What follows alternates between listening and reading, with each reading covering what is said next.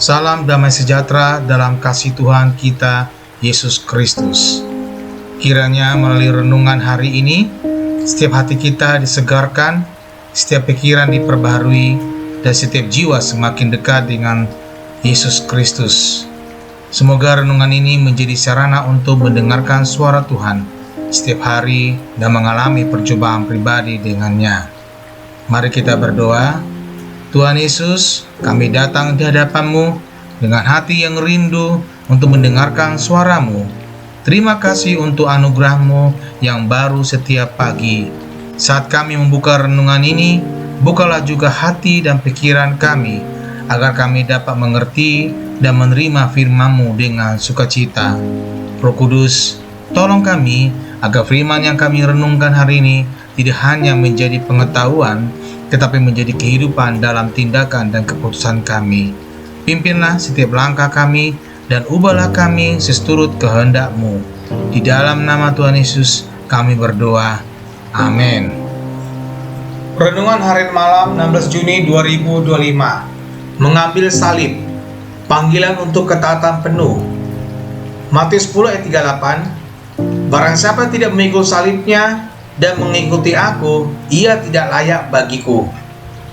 Panggilan Kristus untuk mengambil salibnya adalah sebuah undangan kepada kita untuk mengikutinya dengan penuh ketaatan dan keterlibatan.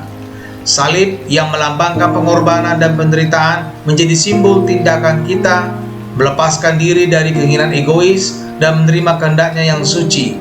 Ini adalah panggilan untuk menempatkan Kristus sebagai pusat hidup kita, menunjukkan komitmen kita untuk hidup dalam ketaatan penuh kepadanya.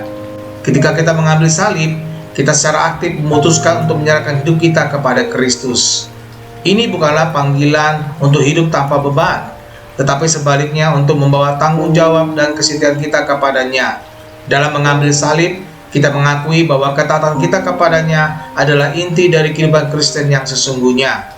Perintah untuk mengikuti Kristus setelah mengambil salibnya memperkuat bahwa ini adalah panggilan untuk ketaatan yang terus-menerus. Mengikuti Kristus tidak hanya terjadi sekali dalam hidup kita, melakukan merupakan perjalanan ketaatan yang berkesinambungan. Ini adalah panggilan untuk hidup dalam keterlibatan penuh, memperlihatkan ketaatan kita melalui tindakan dan sikap sehari-hari. Penting untuk diingatkan bahwa mengambil salib dan mengikuti Kristus tidaklah sia-sia. Tuhan memberikan jaminan bahwa dalam ketaatan kita menemukan kehidupan yang sejati dan kekal.